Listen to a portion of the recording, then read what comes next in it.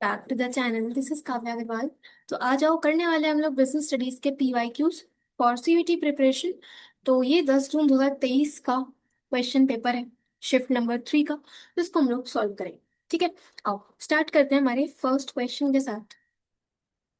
पहला क्वेश्चन हमें गिवन है, कुछ नॉन फाइनेंशियल इंसेंटिव्स आपको दिए हैं और हमें उसको मीनिंग से मैच करना है। ठीक है, जैसे सबसे पहला गिवन है स्टेटस। स्टेटस क्या होता है? स्टेटस होता है एक ऑर्गेनाइजेशन में हम पोजीशंस को रैंक कर रहे हैं। ठीक है, रैंकिंग को हम स्टेटस बोलेंगे। तो ए का तो फोर्थ आएगा, तो यानी कि ऑप्शन बी या ऑप्शन डी में से आंसर बनेगा। ठीक है, जॉब सिक्योरिटी यानी कि हमारी जो जॉब है वो परमानेंट रहे, है ना, टेम्परेरी जॉब नहीं होनी चाहिए। So permanence of the job is job security. So B का थर्ड। ठीक है, बी का थर्ड। ओके, इम्प्लॉय पार्टिसिपेशन मतलब कि डिसीजन मेकिंग में एम्प्लॉय को हम लोग पार्ट दे रहे हैं। So involving employees in decision making is employee participation. तो सी का फर्स्ट। ठीक है, सी का फर्स्ट। और एम्प्लॉय एम्पावरमेंट यानी कि पावर देना, ऑटोनॉमी देना एम्प्लॉय को। ठीक है, तो डी का सेकेंड। राइट, तो ऑप्शन नंबर डी हमारा यहाँ पे आंसर बनेगा। ओके जी, डन। राइट, इसके बाद नेक्स्ट है, नेक्स्ट क्वेश्चन है, which of the following is incorrect. हमें इनकरेक्ट स्टेटमेंट बताना है।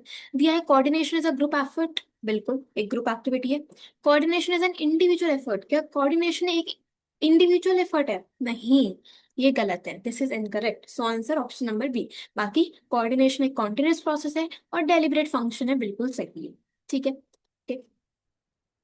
इसके बाद many companies are making use of new technologies like AI to increase effectiveness and efficiency of their businesses।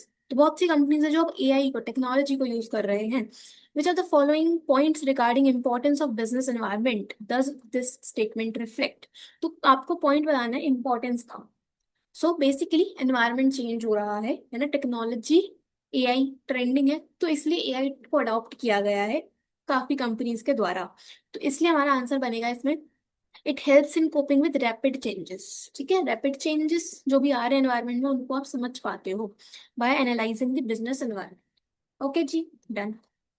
अच्छा, इसके बाद अगला क्वेश्चन है ये वाला। दिया है which are the following is not an importance of controlling. Controlling का इनमें से कौन सा इंपॉर्टेंस नहीं है? दिया है अकम्प्लिशमेंट ऑफ ऑर्गेनाइजेशनल गोल्स, ये तो है। एक्यूरेसी ऑफ स्टैंडर्ड्स को जज करना, ये भी इंपॉर्टेंस है। एम्प्लॉय मोटिवेशन डिक्रीजेस, एम्प्लॉय का मोटिवेशन डिक्रीज हो रहा है, तो क्या ये इंपॉर्टेंस हुई? नहीं, दिस इज द आंसर। ठीक है, बाकी ensuring discipline and order, this is an importance of controlling. Simple. इसके बाद as per consumer protection act 2019, what is the minimum amount of value of goods and services paid as consideration for referring the dispute to national commission. National commission में हम कितने तक की एक minimum amount की complaint कितनी जाती है नेशनल कमीशन के अंडर? सो नेशनल कमीशन में हम लोग 10 करोड़ से ऊपर वाले अमाउंट की जो केसेस है उनको हम नेशनल कमीशन में लेके जाएंगे। ठीक है, so exceeding 10 crore is the answer. ठीक है, मिनिमम 10 करोड़ होना चाहिए। Okay, if a business serving aloo paratha in India is successful but it may not be the same in US, मतलब एक बिजनेस जो इंडिया में सक्सेसफुल है जरूरी नहीं है कि वो यूएसए में भी सक्सेसफुल हो। सो बिजनेस एनवायरनमेंट का आपको फीचर बताना है। सो कौन सा फीचर है? डायनामिक नहीं है, अनसर्टेनिटी नहीं है, इंटर रिलेटेडनेस नहीं है, दिस इज रिलेटिविटी। रिलेटिविटी ये बोलता है कि बिजनेस एनवायरनमेंट अलग अलग होता है, अलग अलग एरिया का, अलग अलग कंट्रीज का। ठीक है, ओके। इसके बाद अगला है, state which of the following combinations are correct for non financial incentive. Non financial यानी कि जो मॉनेटरी टर्म्स में होते नहीं है, उनके रिगार्डिंग कौन सा इनमें से पॉइंट करेक्ट है? ठीक है, so job enrichment and status, ये तो हमारा नॉन फाइनेंशियल है। ठीक है, तो एक तो ये होगा। Okay, organisational climate, career advancement opportunities, ये दोनों भी हमारे नॉन फाइनेंशियल में ही आएंगे, तो ऑप्शन बी भी सही है। रिटायरमेंट बेनिफिट्स, परक्यूजिट्स, तो ये जो है वो मॉनेटरी टर्म्स में होते हैं। रिटायरमेंट बेनिफिट्स, परक्यूजिट्स अगर आप दे रहे हो तो ये मॉनेटरी टर्म्स में होंगे, तो इसको तो हम कंसिडर करेंगे नहीं। Stock option and employee recognition programme, so अगर हम बात करें स्टॉक ऑप्शन की तो ये एक फाइनेंशियल इंसेंटिव है, तो इसलिए उसको भी कंसिडर नहीं करेंगे। बोनस और परक्यूजिट्स, ये भी नहीं आएगा। ठीक है, सो बस ऑप्शन ए और बी यहाँ पे करेक्ट है, ऑप्शन ए एंड बी। ठीक है, डन। इसके बाद Identify the function of management that checks whether decisions have been translated into desired action. कौन सा मैनेजमेंट का फंक्शन है जो चेक करता है कि काम जो है जो हमने प्लान्स बनाए थे क्या वो तरीके से इम्प्लीमेंट हो पा रहे हैं या नहीं हो पा रहे। ये होता है हमारा कंट्रोलिंग फंक्शन। ठीक है, कंट्रोलिंग फंक्शन। इसके बाद off the job training methods are used away from the work place and means learning before doing. So training method में एक होता है हमारा off the job training method, जिसमें हम पहले काम सीखते हैं और फिर एक्शन में काम करते हैं। ठीक है, so find out the of the job methods, हमें ऑफ द जॉब मेथड्स ही बताने हैं। तो एक अगर हम बात करें फिल्म्स की, coaching, case study, job rotation and vestibule training. So अगर हम लोग बात करें कोचिंग की और जॉब रोटेशन की, तो ये दोनों हमारे ऑन द जॉब है, ऑन द जॉब है। ठीक है, लेकिन अगर मैं बात करूं फिल्म्स की, केस स्टडी की, वेस्टिब्यूल ट्रेनिंग की, तो ये सभी हमारे कैसे हैं, of the job training methods होंगे। ठीक है, सो ए, सी और E is the right answer. ठीक है, अगला क्वेश्चन है, Yashasvi started a bottle manufacturing business. She has set of objectives and developed premises. तो यशस्वी ने एक बिजनेस स्टार्ट किया है, उसने ऑब्जेक्टिव सेट कर लिए, प्रेमिसेस डेवलप कर लिए। Now few more things need to be done in the entire planning process. A list of things is given below. Arrange these in sequence. तो बेसिकली हमें planning process को arrange करना है। Objective set कर लिए, premises हमने develop कर लिए, उसके बाद हम ऑल्टरनेटिव कोर्सेज ऑफ एक्शन को आइडेंटिफाई करते हैं। ठीक है, so identifying alternative courses of action, सबसे पहले डी आएगा। ठीक है, सबसे पहले डी आएगा। सो ऑप्शन से ही पता चल रहा है कि सबसे पहले डी सिर्फ एक ही ऑप्शन में गिवन है, that is option number C. बहुत ही सिंपल आंसर पता चल गया तुमको। ठीक है, आइडेंटिफिकेशन करते हो, उसके बाद हम इवालुएट करेंगे, सो ऑप्शन सी। इवैल्यूएशन के बाद हम लोग सिलेक्ट करेंगे most feasible, profitable and with least negative consequences, सबसे बेस्ट ऑल्टरनेटिव को हम सिलेक्ट करेंगे। ठीक है, देन हम क्या करेंगे, last next doing what is required, हम प्लान को इम्प्लीमेंट करेंगे और लास्ट में चेक करेंगे, फॉलो अप करेंगे कि प्लान्स के अकॉर्डिंग काम हो रहा है या नहीं हो रहा। तो this is the sequence. Okay, चलो डन। इसके बाद a company recruits fresh engineers only from top institutes like IITs every year. So एक कंपनी है जो फ्रेश इंजीनियर्स को रिक्रूट करती है सिर्फ टॉप इंस्टीट्यूट से ही हर साल। तो ये कौन से टाइप का प्लान है, देखो ऑब्जेक्टिव तो नहीं है। ठीक है, ऑब्जेक्टिव तो आपको गिवन होता है 20% प्रॉफिट, 10% सेल बढ़ानी है, उस तरह से ऑब्जेक्टिव बताते हैं। स्ट्रैटेजी में हम एक कॉम्प्रिहेंसिव प्लान की बात करते हैं। रूल में हम बोलते हैं कि क्या काम करना है क्या काम नहीं करना है, स्ट्रिक्ट होता है एकदम। बट पॉलिसी, पॉलिसी एक जनरल स्टेटमेंट है, जैसे कि ये आपको क्वेश्चन में गिवन है, एक जनरल स्टेटमेंट है। तो this is the company policy की कंपनी जो है वो हर साल आईआईटी या टॉप इंस्टीट्यूट से ही इंजीनियर्स को रिक्रूट करती है। तो this is a company's policy. ठीक है, इसके बाद नेक्स्ट है, which are the following is not a function of SEBI. SEBI का कौन सा फंक्शन नहीं है। सो सेबी जो है वो ब्रोकर्स का रजिस्ट्रेशन करेगा, बिल्कुल। एंकरेजिंग इनसाइडर ट्रेडिंग, क्या इनसाइडर ट्रेडिंग को एंकरेज करेंगे, गलत। इनसाइडर ट्रेडिंग एक गलत चीज होती है, इलीगल है, अनएथिकल है, तो उसको हम डिस्करेज करते हैं। ठीक है, सो आंसर हो गया ऑप्शन नंबर बी। बाकी इन्वेस्टर प्रोटेक्शन के लिए स्टेप्स लिए जाते हैं। ठीक है, कैपिटल मार्केट को डेवलप करने के लिए भी हम कुछ कुछ मेजर्स लेते हैं सेबी के द्वारा। ठीक है, तो ये सब सही है, ऑप्शन बी हमारा इनकरेक्ट। इसके बाद this element of delegation is derived from delegated authority. कौन सा एलिमेंट है डेलीगेशन का जो कि डेलीगेटेड अथॉरिटी से डराइव होगा, कि आपने किसी को ऑर्डर दिया है कुछ काम करने के लिए, तो वहां से क्या अराइज होगा, वहां से अराइज होगी रिस्पॉन्सिबिलिटी। ठीक है, रिस्पॉन्सिबिलिटी। ओके,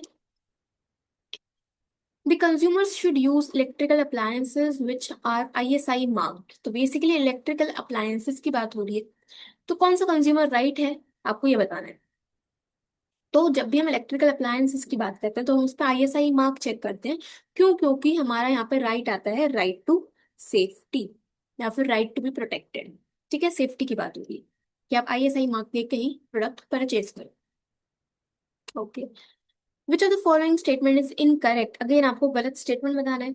दिया है foreign exchange management act 1947 and factories act 1948 is a part of economic environment. देखो दोनों के दोनों एक्ट्स आपको गिवन है, क्या एक्ट्स इकोनॉमिक एनवायरनमेंट में आते हैं, नहीं। एक्ट्स की बात तो लीगल में होती है, तो यही इनकरेक्ट है, आंसर मिल गया। सिंपल। बाकी पढ़ लेते हैं। Legislations passed by government authorities the pan of legal environment. बिल्कुल, जितने भी लेजिस्लेशंस या लॉ बनेंगे वो लीगल में आते हैं। पीस एंड स्टेबिलिटी एक कंट्री में कितना है, वो पॉलिटिकल एनवायरनमेंट में आता है। बिल्कुल। कस्टम्स हो गए, ट्रेडिशंस हो गए, वैल्यूज हो गए, ये सभी हमारे सोशल एनवायरनमेंट के पार्ट है। बिल्कुल सही है। ठीक है, so option A is the right answer here. Okay. इसके बाद which of the feature of management as a profession holds true. तो कौन सा पॉइंट है जो हम मैनेजमेंट और प्रोफेशन में एक साथ रख सकते हैं कि यस, कि मैनेजमेंट में वो पॉइंट सही है। पहला है रेस्ट्रिक्टेड एंट्री। तो रेस्ट्रिक्टेड एंट्री में क्या होता है कि प्रोफेशन में आपको कुछ क्वालिफिकेशंस चाहिए होते हैं, तभी आप एक प्रोफेशन में एंटर कर सकते हो। बट मैनेजमेंट में ऐसा नहीं है, मैनेजमेंट में कोई रेस्ट्रिक्टेड एंट्री नहीं है, तो ये तो होगा नहीं। ठीक है, क्योंकि दोनों में मैच नहीं करता। प्रोफेशनल एसोसिएशन, प्रोफेशंस की बात करें हम, है ना, सो प्रोफेशनल्स की अपनी एक एसोसिएशन होती है जहाँ पे रजिस्ट्रेशन कंपल्सरी होता है। लेकिन अगर मैं बात करूँ मैनेजमेंट के लिए, सो मैनेजमेंट में भी एक एसोसिएशन है, बट वहाँ पे रजिस्ट्रेशन इज नॉट कंपल्सरी, तो इसलिए ये भी नहीं होगा। ठीक है। Ethical code of conduct, professionals के लिए एक कोड ऑफ कंडक्ट होता है। मैनेजमेंट में मैनेजर्स के लिए भी कोड ऑफ कंडक्ट दिया गया है बाय AIMA, बट वो कंपल्सरी नहीं है टू फॉलो, तो इसलिए इसको भी हम कंसिडर नहीं करेंगे। लेकिन सर्विस मोटिव की बात करें, तो प्रोफेशन में बोला जाता है कि जितने भी प्रोफेशनल्स हैं, डॉक्टर्स हैं, टीचर्स हैं, CA हैं, वो सब सोसाइटी को सर्व करें। मैनेजमेंट में जो मैनेजर्स हैं वो प्रॉफिट अर्न करने के लिए काम करते हैं, लेकिन साथ में वो सोसाइटी के टुवर्ड्स भी ध्यान रखते हैं। अगर आपको एज अ बिजनेस ग्रो करना है तो आपको सोसाइटी के टुवर्ड्स भी कुछ ना कुछ अच्छा कंट्रीब्यूट करना पड़ेगा। ठीक है, तो सर्विस मोटिव दोनों में ही आ रहा है, तो इसलिए ऑप्शन नंबर डी। ओके। ठीक है। इसके बाद अ सुपीरियर में विद होल्ड और suppress a communication which he feels में एडवर्सली अफेक्ट हिज अथॉरिटी। तो एक सुपीरियर जो है वो कम्युनिकेशन को अपने अकॉर्डिंगली सप्रेस कर सकता है। कौन सा कैटेगरी है बैरियर का, आपको ये बताना है। तो बेसिकली सुपीरियर की बात हो रही है। ठीक है, सुपीरियर सबॉर्डिनेट की बात हो रही है, तो यहाँ पे आया था हमारा पर्सनल बैरियर। Personal barrier. ठीक है।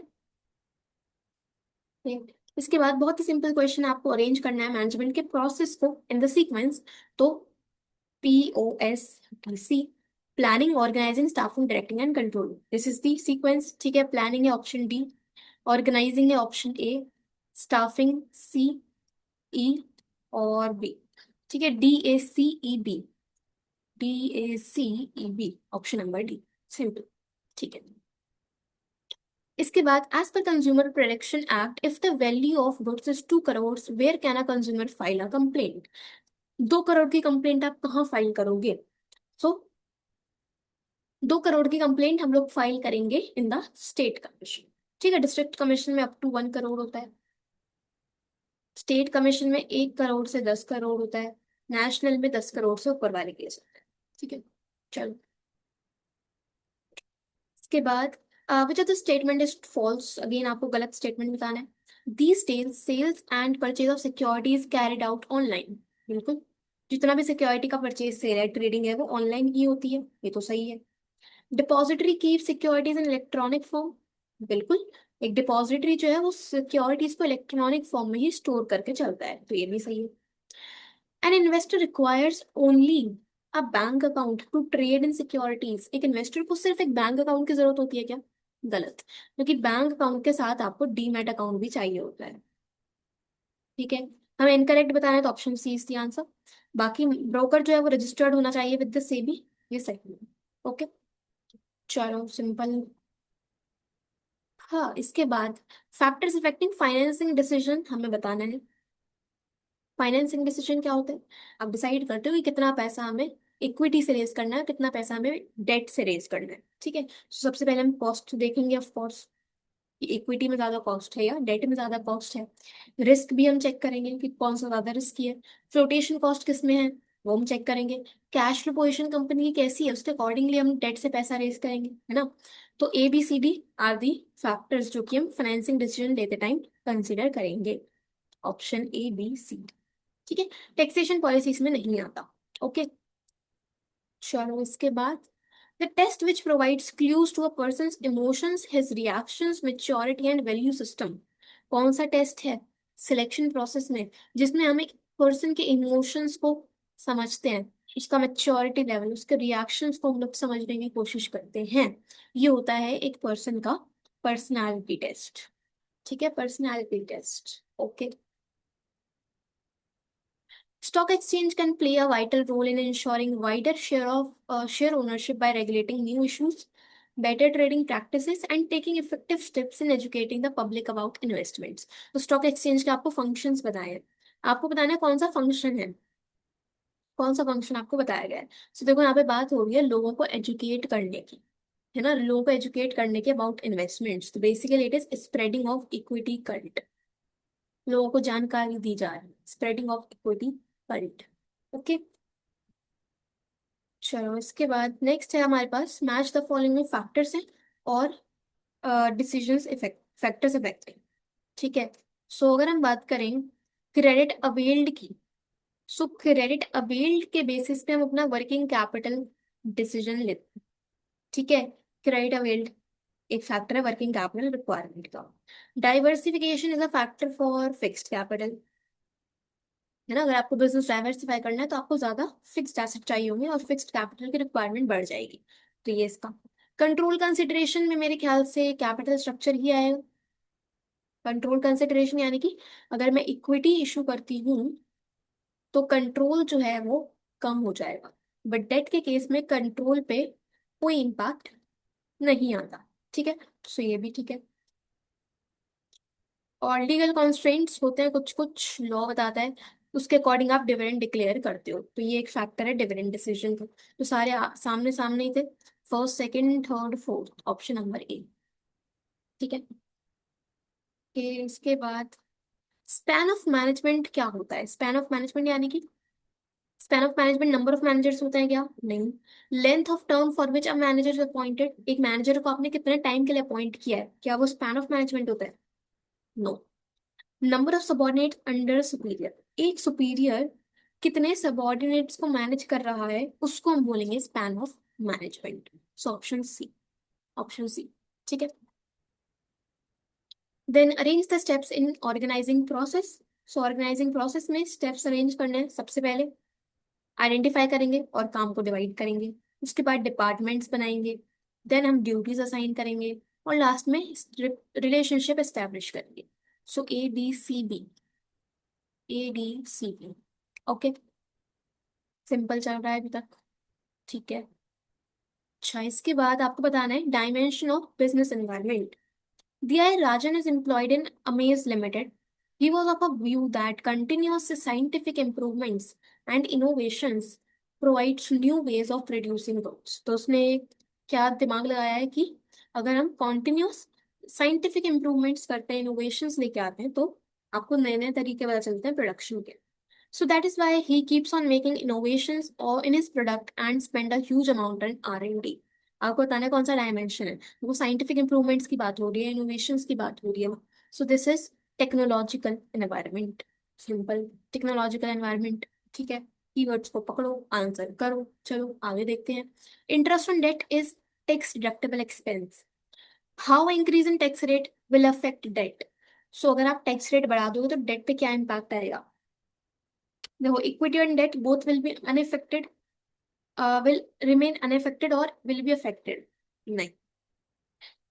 टैक्स रेट अगर बढ़ेगा तो उस केस में जो डेट है उस पे जो हमें इंटरेस्ट बेसिकली मिल रहा है, हमें ट्रेडिंग ऑन इक्विटी का फायदा मिलेगा, है ना। So debt will become relatively cheaper than equity. Debt जो है वो चीपर बन जाएगा as compared to equity. So option, option A. ठीक है। नेक्स्ट बोला है जो the following is correct about objectives of management. So objective से कौन सा पॉइंट सही है? देखो दिया हुआ है economic objectives of a business include providing employment opportunities to the underprivileged section of society. अगर आप underprivileged people को employment दे रहे हो तो क्या वो इकोनॉमिक में आएगा? नहीं, ये तो गलत है, ये सोशल में आएगा। ठीक है।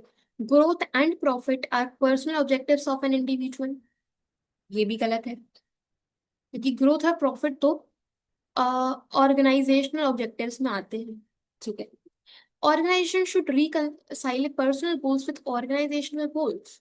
जितने भी फर्म्स हैं बिजनेसेस हैं उनको पर्सनल गोल्स को अपने खुद के गोल्स के संग लेके चलना चाहिए, ये सही है। ठीक है, कि आप ऑर्गेनाइजेशन के गोल्स तो करो ही करो पूरे, बट साथ साथ पर्सनल जो एम्प्लॉय के अपने गोल्स हैं उनके बारे में भी सोचो। ठीक है। तो ऑप्शन सी सही लग रहा है मुझे। लास्ट दिया है environment friendly methods of production is an organisational object, तो ये भी गलत है। एनवायरमेंट फ्रेंडली मेथड्स अगर आप यूज कर रहे हो तो ये सोशल एनवायरमेंट सोशल ऑब्जेक्टिव है। ठीक है। इसके बाद नेक्स्ट है हमारे पास, तो दिया हुआ है which among the following is not a mark of bureau of Indian standards, तो कौन सा इनमें से मार्क नहीं है। देखो इको मार्क होता है, ठीक है, जो इन्वायरमेंट फ्रेंडली प्रोडक्ट्स होते हैं उसको होता है। ठीक है, एग मार्क भी होता है। ठीक है, हॉल मार्क भी होता है ज्वेलरी के केस में, लेकिन बायो मार्क ऐसा कोई मार्क नहीं है। So option B.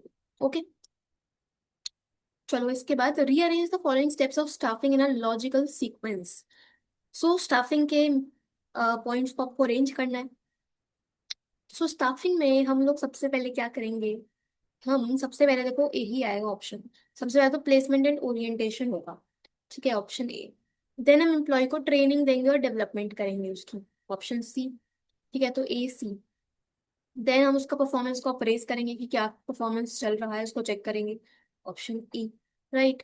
देन हम लोग प्रमोशन और करियर प्लानिंग के बारे में सोचेंगे, एम्प्लॉय के बारे में। ठीक है, और लास्ट में उसको कॉम्पनसेट करेंगे। Okay, so A C E B D, option A. चलो इसके बाद अरेंज करना है नीड्स को, मैस्लो के नीड्स को अरेंज करना है। तो मैस्लो के नीड्स नीड्स को अरेंज करना है, सबसे पहले बेसिक फिजियोलॉजिकल नीड्स आती है। देन उसके बाद सेफ्टी सिक्योरिटी नीड्स आती है। ठीक है, बी ई। उसके बाद एफिलिएशन और belongingness needs. Then esteem needs, और लास्ट में actualisation needs, B A, B E A D C. ठीक है, सिंपल। चलो इसके बाद फैक्टर्स को मैच करना है। Fixed capital, working capital, capital structure, dividend decision. तो फिक्स्ड कैपिटल में आपके पास आएगा फाइनेंसिंग ऑल्टरनेटिव्स। देखो, अगर आपके पास लीज पे किसी भी मशीन को लेने का ऑप्शन है रेंट पे, तो आपका फिक्स्ड कैपिटल रिक्वायरमेंट कम लगेगा। ठीक है, सो ये हो गया। वर्किंग कैपिटल में हम करेंगे ऑपरेटिंग एफिशिएंसी। ठीक है, एफिशिएंसी। ओके। कैपिटल स्ट्रक्चर में हम कंसीडर करेंगे रिस्क कंसिडरेशन, डेट ज्यादा रिस्की होता है, इक्विटी कम रिस्की होता है, तो रिस्क को कंसीडर करेंगे while making a capital structure. Okay. और डिविडेंड डिसीजंस में हम लोग शेयर होल्डर का प्रेफरेंस चेक करेंगे कि अगर शेयर होल्डर चाहता है कि उसको डिविडेंड चाहिए तो हम डिविडेंड पे करेंगे। सो डी का फोर्थ। तो अगेन सामने सामने आपको सब आंसर दिए इसमें। तो चलो कर देते हैं इसमें भी first second third fourth. Okay, इसके बाद which of the following statements related to functional and divisional structure are correct, आपको करेक्ट स्टेटमेंट बताना है। दिया है it is easy to fix responsibility for performance in functional structure of an organisation. Functional structure में responsibility fix करना easy होता है? नहीं, गलत है, गलत है। Formation of functional structure of organisation is based on functions. बिल्कुल, फंक्शनल स्ट्रक्चर फंक्शंस के बेसिस पे बनेगा, सही है। Division structure of organisation is economical. Divisional structure क्या इकोनॉमिकल होता है, कम कॉस्ट आता है, देखते हैं। It is easy to fix responsibility for performance in divisional structure. Divisional structure में डिविजनल स्ट्रक्चर में रिस्पॉन्सिबिलिटी फिक्स करना इजी होता है। यस, डिविजनल स्ट्रक्चर में इजी होता है। ठीक है, ओके। और लास्ट है functional structure of organisation is economical. Right. ठीक है, सो ये भी सही है कि यस फंक्शनल स्ट्रक्चर जो है वो इकोनॉमिकल होता है, उसमें कॉस्ट थोड़ा कम आता है। ठीक है, सो हमारा ऑप्शन बी डी और ई यहाँ पे करेक्ट है। ठीक, चलो उसके बाद नेक्स्ट है टाइप्स ऑफ प्लान को मैच करना है। तो वो देखो, policy, rule, procedure and method. Policy क्या होती है, पॉलिसी में दिया है general statement which guide to managerial action decision. ठीक है, जनरल स्टेटमेंट ए का थर्ड। रूल क्या है, रूल हमारा एक स्पेसिफिक स्टेटमेंट होता है which do not allow any flexibility और डिस्क्रिशन, आप अपने अकॉर्डिंग चेंज नहीं कर सकते। सो रूल ए, बी का फोर्थ। प्रोसीजर यानी कि स्टेप बाय स्टेप आपको क्या काम करना है। So sequence of steps of performing work, so this is procedure. और मेथड का मतलब काम करने का तरीका क्या होगा। So manner to perform a task. ठीक है, मैनर यानी कि एक वे, एक तरीका, मेथड। सो डी का फर्स्ट। राइट। सो इसके अकॉर्डिंग आप ऑप्शंस में टिक कर सकते हो। चलो आगे देखते हैं। Dash refers to a source of recruitment in which business organizations keep a database of applicants and call them when need arise. कौन सा टाइप का रिक्रूटमेंट है जिसमें ऑर्गेनाइजेशंस डेटाबेस मेंटेन करती हैं एप्लीकेंट्स का? ये होता है हमारा casual callers. Casual callers, simple. Okay, इसके बाद आपको केस स्टडी गिवन है, तो देखो दिया है Atul joined ABC Limited as a worker and was getting paid according to his skills and performance. तो अतुल ने एबीसी लिमिटेड ज्वाइन करी, ठीक है, और उसको उसकी स्किल्स के अकॉर्डिंगली पेमेंट मिल रही थी। He was assigned to a team where all his team members are very cooperative and used to help each other in need. तो बेसिकली जो टीम थी पूरी वो काफी ज्यादा कोऑपरेटिव थी, एक दूसरे को मदद करते थे। Each team in the company was given one target to achieve. His supervisor used to take suggestions from the subordinates and reward the constructive suggestions. So उसका जो सुपीरियर था, सुपरवाइजर था, वो सबॉर्डिनेट से ही सजेशंस लेता था और उनको रिवॉर्ड भी देता था for their suggestions. There was no chaos in the organization as synchronization of activities of different departments was maintained. Okay, आगे देखते हैं क्वेश्चंस। पहला क्वेश्चन है when the manager when the workers get paid according to skills and performance in the organization, so कौन सा principal है कि आप वर्कर्स को उनकी स्किल्स के अकॉर्डिंग पे कर रहे हो? तो ये होता है हमारा फेयर रेम्युनरेशन ऑफ एम्प्लॉइज, ठीक है। The principle of fail followed by Atul's team in his case was, कौन सा प्रिंसिपल टीम ने फॉलो कर? बोला है टीम जो है वो मिलके काम कर रहे थे, एक दूसरे को मदद कर रहे थे, तो यहाँ पे बात हो रही है एस्पिरिट डी कॉप्स की, टीम स्पिरिट, टीम स्पिरिट, ठीक है। Option C. Identify the principle of scientific management discussed in the passage, तो कौन सा प्रिंसिपल है? तो देखो बात की गई है कि सुपरवाइजर जो है वो सबॉर्डिनेट को एंकरेज कर रहा है कि आप सजेशंस दो और उन सजेशंस के बदले उनको रिवॉर्ड भी दे रहे हैं, तो ये हमारा कोऑपरेशन नॉट इंडिविजुअलिज्म में आता है, ठीक है। Option D. The feature of management highlighted in the passage where the work was done in teams is, feature बताना है मैनेजमेंट का जहाँ पे जो काम है वो किस तरह से हो रहा है। काम जो है वो एक ग्रुप एक्टिविटी है ना, ग्रुप एक्टिविटी है। Okay. Find out the concept of management, which is also known as the essence of management. Essence of management किसे कहते हैं? This is coordination. Coordination, simple. Okay, done. चलो, last 5 questions check करते हैं। सीधा question से start करते हैं। पहले select the elements of promotion mix out of the following, आपको प्रमोशन मिक्स के एलिमेंट्स बताने हैं, तो इसके लिए तो केस स्टडी पढ़ने की जरूरत नहीं है, सिंपल बता सकते हो। देखो ट्रांसपोर्टेशन नहीं आएगा, एडवर्टाइजिंग आएगा, इन्वेंट्री कंट्रोल नहीं आएगा, पर्सनल सेलिंग आएगा, वेयर हाउसिंग नहीं आएगा। सो प्रमोशन मिक्स में एक तो एडवर्टाइजिंग है और पर्सनल सेलिंग है, बी और डी।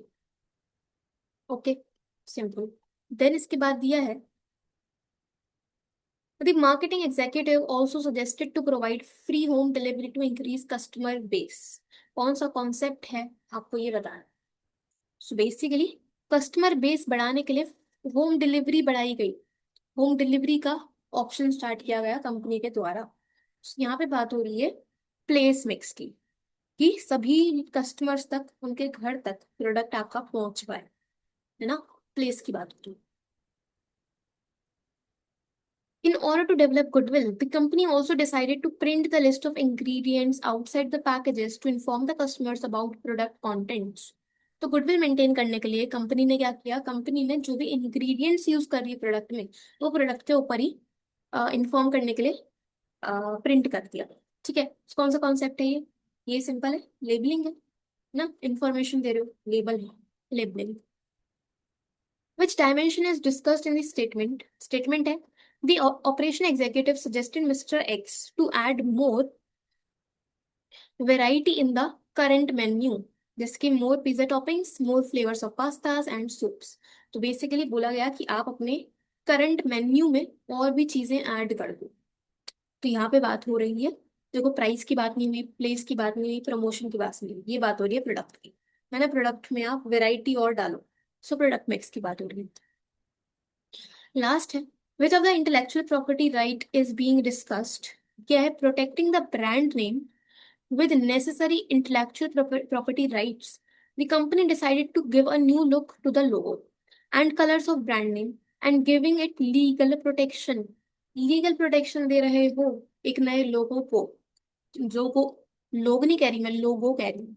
ठीक है, जो भी आपने लोगो बनाया है उसको लीगल प्रोटेक्शन मिल रहा है, तो ये हमारा एक ट्रेडमार्क माना जाए, ट्रेडमार्क। ठीक है, ओके, चलो जी, डन हो गया। ठीक है, दिस इज डन। सो हम लोगों ने ये पेपर करा। आई नो बहुत टाइम के बाद वीडियोस आ रही हैं क्योंकि मेरे एग्जाम्स हैं 10 दिन बाद ही, जिसकी डेट शीट अभी तक आई नहीं है, but I have my exams. तो मैं वो पढ़ रही थी थोड़ा बहुत, बट चलो ये हो गया। ठीक है जी, किसी क्वेश्चन में डाउट आया हो तो कमेंट्स में पूछ लेना, और मिलते हैं। और क्वेश्चंस में, क्वेश्चंस देखो बहुत सारे हैं, आप लोगों ने अपने दम पे प्रैक्टिस आपकी चल ही रही होगी, है ना। सो सिर्फ वीडियो के भरोसे तो मत बैठना ऑफ कोर्स, क्योंकि बहुत सारे क्वेश्चंस हैं, बहुत सारे अलग अलग शिफ्ट में क्वेश्चंस आते हैं, है ना। तो हम लोग सब तो नहीं कर सकते ऑफ कोर्स, बट जितना हो पाएगा उतना करेंगे। ओके, चलो, all the best, thank you so much.